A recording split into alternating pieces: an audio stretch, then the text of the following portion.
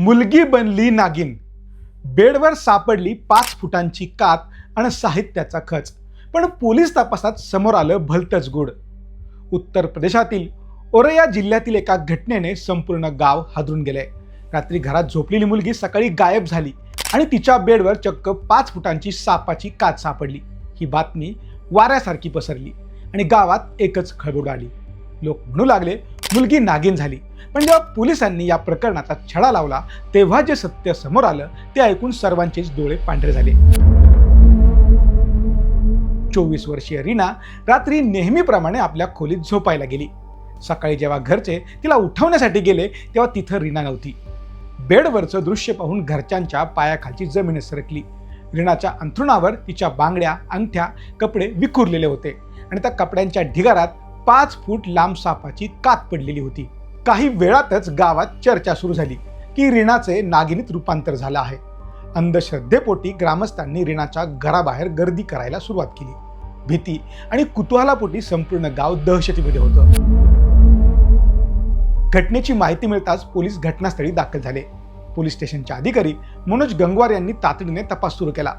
त्यांना या नागिन थिअरीवर संशय होता. पोलिसांनी घरातील सदस्यांची चौकशी केली आणि रीनाच्या आईचा फोन तपासला. तेव्हा असं लक्षात आलं की रीना एका तरुणाच्या संपर्कात होती. तपासात धक्कादायक वास्तव समोर आलं. रीना नागिन झाली नव्हती तर ती आपल्या प्रियकरासोबत पसार झाली होती. रीनाचे गावातील एका तरुणावर प्रेम होते. मात्र घरच्यांनी तिचे लग्न दुसऱ्या एका मुलाशी ठरवले होते. लग्नाला विरोध करण्यासाठी आणि घरच्यांची दिशाभूल करण्यासाठी रीनाने हा फिल्मी प्लॅन आखला होता. घरच्यांना वाटावे की दैवी शक्तीने ती गायब झाली किंवा नागिन झाली म्हणून तिने कुठून तरी सापाची कात मिळवून बेडवर ठेवली आणि स्वतःचे दागिने कपडे तिथंच ठेवले. पोलीस अधिकारी मनोज गंगवार यांनी स्पष्ट केले की मुलगी नागिन झाल्याच्या या केवळ अफवा आहेत.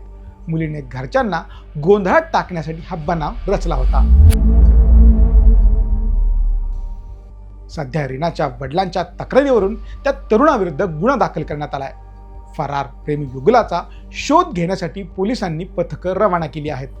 अंधश्रद्धेचा आधार घेऊन स्वतःच्याच घराला हादरून सोडणाऱ्या या नागिन प्रकरणाची आता संपूर्ण देशात चर्चा सुरू आहे. या नागिन प्रकरणाबद्दल तुम्हाला काय वाटतं आम्हाला कमेंट करून नक्की सांगा. सोशल मीडियाच्या भाऊ गर्दीत विश्वासार्हतेने चकाकणारे नाव म्हणजे लेट्सअप मराठी. सगळ्यांना, सगळ्या नागरिकांना ती स्पीच, ती लेट्सअप वरील मुलाखती म्हणजे विचारांचा खजिना.